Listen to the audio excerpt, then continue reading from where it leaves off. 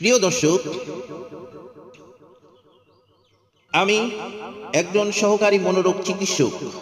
আজ আমি কথা বলবো একটি অত্যন্ত জটিল ও সংবেদনশীল মানসিক রোগ সিজোফ্রেনিয়া নিয়ে। বিশ্বজুড়ে 2,60,00,000 মানুষ এই রোগে আক্রান্ত, আর বাংলাদেশেও এই রোগে ভুগছেন প্রায় 16 লাখ মানুষ, অর্থাৎ প্রতি 100 জনে একজন মানুষ এই সিজোফ্রেনিয়ায় আক্রান্ত। যদি প্রতি 100 জনে একজন হয়, তাহলে বাংলাদেশেও বর্তমান 16 লাখ মানুষ সিজোফ্রেনিয়ায় আক্রান্ত। সিজোফ্রেনিয়া এমন একটি মানসিক রোগ যা মানুষের চিন্তা, ভাবনা, অনুভূতি এবং বাস্তবতা বোঝার ক্ষমতাকে প্রভাবিত করে।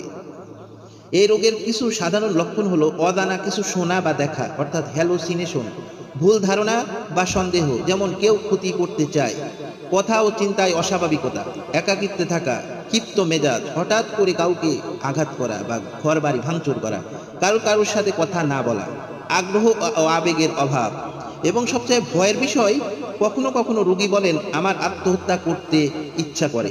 প্রিয় দর্শক, এই কথা যখন কেউ বলেন, তখন বুঝে নিতে হবে তিনি অসহ মানসিক কষ্টের মধ্যে আছেন। এই অবস্থায় অবহেলা নয়, দরকার তাৎক্ষণিক সহানুভূতি ও চিকিৎসা।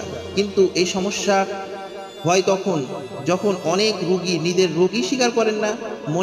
তারা মনে করেন আমি তো ঠিক আছি, ফলে ওষুধ খেতে চান না, চিকিৎসাও নিতে চান না। এই ধরনের রোগীদের জন্য আছে বিশেষ ব্যবস্থা। যারা চিকিৎসা নিতে চান না, ওষুধ খেতে চান না, তাদের জন্য আমরা নিয়ে আসছি বিশেষ পদ্ধতিতে সহায়তা দেওয়ার ব্যবস্থা। আপনার প্রিয়জন যদি এমন সমস্যায় ভোগেন, অনুগ্রহ করে আমাদের সঙ্গে যোগাযোগ করুন। আমরা গোপনীয়তা বজায় রেখে মানসিকভাবেও ধাপে ধাপে সেবা দিয়ে থাকি। সিজোফ্রেনিয়া কোনো অভিশাপ নয়, এটি চিকিৎসাযোগ্য মানসিক অসুস্থতা। সঠিক চিকিৎসা, ভালোবাসা, ধৈর্য ও সহানুভূতির মাধ্যমে একজন রোগী আবার স্বাভাবিক জীবনে ফিরে আসতে পারেন। আমি সহকারী ডাক্তার মোহাম্মদ সোহেল, মনোরোগ চিকিৎসক।